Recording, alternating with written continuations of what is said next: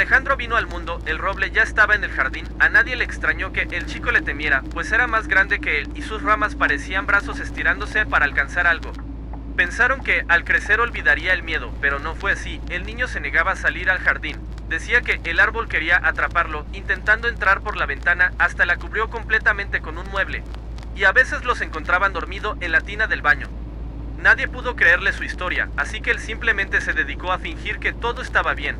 Como el chico no se quejaba más, todos dieron por olvidado el asunto, hasta que el pequeño desapareció.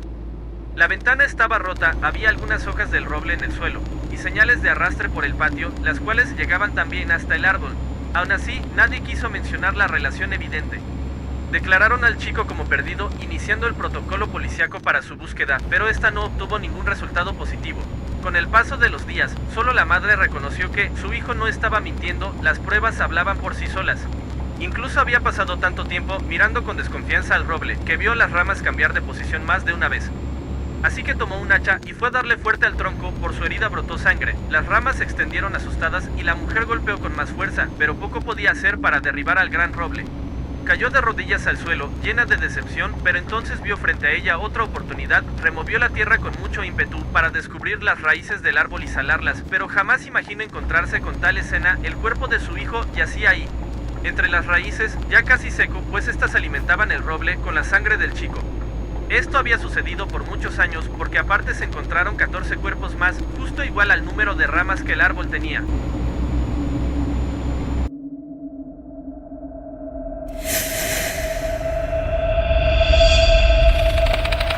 La minería es una de las actividades más antiguas que ha desarrollado el hombre desde hace siglos, ya que la extracción de piedras preciosas siempre ha interesado a millones de personas. Hoy les voy a contar una historia de terror que sucedió en un pequeño pueblo hace no mucho tiempo. Resulta que en aquel lugar había una gran mina de diamantes, solo que nadie se atrevía a acercarse siquiera un poco a ella. La razón era porque aseguraban que en su interior vivía una bruja. Nelson creía que todo esto eran supercherías y un día se animó a llevar a cabo una inspección por sí solo, con el fin de demostrarles a los demás que estaban completamente equivocados.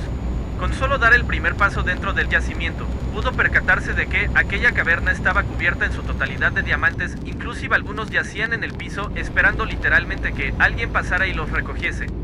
Precisamente eso fue lo que hizo. Se detuvo a recolectar unas cuantas piedras cuando de momento escuchó una serie de tétricas carcajadas.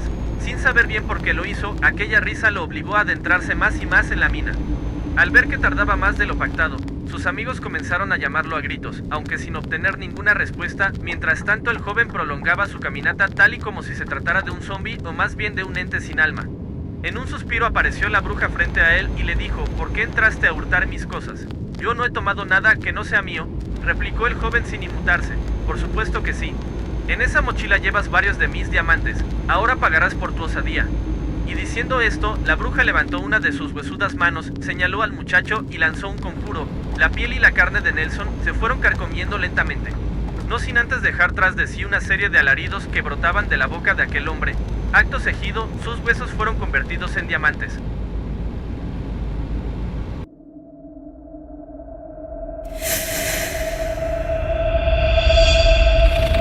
Un cuento de terror corto. El charro venía de una familia pobre. Pese a las carencias materiales, a este joven jamás le faltó el amor de sus padres. Sin embargo, esto no parecía suficiente para él, ya que estaba obsesionado con obtener recursos para andar muy bien vestido y calzado. Los días pasaban y el charro se llenaba aún más de frustración por la pobreza en la que vivía. Por más que trabajaba, el dinero no le alcanzaba para tener el estilo de vida que tanto deseaba. Al tiempo fallecieron sus padres, y con ello creció la desgracia de aquel hombre, quien tomó la decisión de invocar al diablo para pedirle riquezas. Finalmente logró que Lucifer se le apareciera. Este le ofreció todo el dinero que quisiera, pero a cambio debía darle su alma. El charro aceptó sin pensar la propuesta del diablo, sintiéndose victorioso, ya que por fin tenía lo que tanto había deseado: tener mucho dinero y cumplir cada uno de sus caprichos. El tiempo fue pasando. El charro, ya entrado en edad, se fue dando cuenta que estaba muy solo. Nada lo hacía feliz. Las mujeres y amigos que tenía a su lado era solo por interés. Conforme fueron pasando los años, el charro olvidó el pacto que había hecho con el diablo, quien no tardó en aparecer y darle así un gran susto. Este hombre trató de esconderse, mandó a colocar cruces por todas sus tierras y a construir capilla. El charro, preocupado, no podía estar tranquilo. El cobro de la deuda lo atormentaba cada segundo de su vida. Tomó la decisión de huir sin que nadie lo viera. Agarró su caballo junto con una bolsa llena de monedas de oro y se fue. Pero el poder del diablo era muy fuerte y no tardó en darse cuenta de las intenciones del hombre. Nuevamente se le apareció y le dijo: iba a esperar que te murieras para venir por tu alma, pero por tu cobardía te llevaré ahora mismo. El charro intentó reaccionar con su caballo, a quien el diablo también condenó al infierno, no sin antes dejarle la tarea de cobrarle a quienes le deben. Y si lo hacía bien, dejaría que el hombre que acepte la bolsa con las monedas tome su lugar. A partir de ese momento, el charro fue condenado a sufrir un sinfín de tormentos en el infierno, y solo salir para cobrar a quienes tienen deudas con Lucifer, con la esperanza de que algún día alguna persona avariciosa acepte las monedas y tome su lugar. Solo así el charro negro y su caballo lograrían descansar en paz.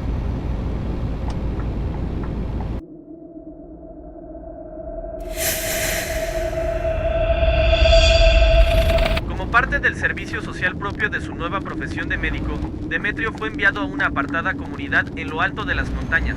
Estaba muy emocionado de poder ayudar a la gente, pero al llegar se encontró mayormente desconfianza. Lo veían tan joven, que les parecía inexperto. Tan solo un par de personas lo vio con buenos ojos y lo recibieron de la mejor forma posible, ya que llevaban meses sin un doctor en el pueblo.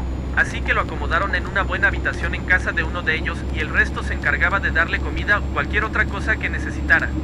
Queriendo o no, finalmente todas las personas tuvieron que aceptarlo porque no tenían nadie más a quien recurrir. Y se le veía ir y venir a pie a altas horas de la noche, para atender a algún enfermo en su propia casa. Había siempre alguien que lo acompañara. Aunque el pueblo era pequeño, nadie quería que se perdiera. Una madrugada escuchó el ladrar de los perros y fue a ver de qué se trataba. Distinguió alejándose una figura femenina y encontró en el suelo un rastro de sangre. Con ímpetu le rogaba que se detuviera, identificándose como médico y ofreciendo ayudarla. Sin embargo, la mujer parecía ida, solo caminaba hacia el frente con la cabeza agachada. Los rígidos y lentos movimientos con los que se desplazaba hicieron pensar al joven que se encontraba muy mal herida, así que corrió para darle alcance. No fue tan fácil llegar hasta ella. Realmente se movía más rápido de lo que parecía, pero al estar cerca, sus ropas rasgadas y cabellera alborotada pusieron más nervioso al chico, pensando que algo muy malo le había pasado. Tocó su espalda. En ese momento ella se dio vuelta, mostrando su cuerpo cadavérico, emitiendo un lastimero grito de dolor en la cara del joven que lo obligó a salir corriendo. Así el pueblo perdía a otro de sus doctores. Todo por guardar en secreto las apariciones de la mujer de la noche a la que ellos están muy acostumbrados. Pero no así los citadinos, que hace mucho olvidaron que cosas como estas existen.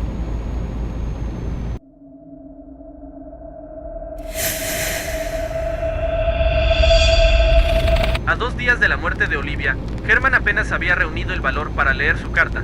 Era algo extraño que ella la hubiese escrito tal y como si presintiera que la muerte estaba cerca. Probablemente eso aterraba un poco al muchacho. Temía lo que aquellas palabras le revelaran, pero aún así por fin pudo abrirla para leerla.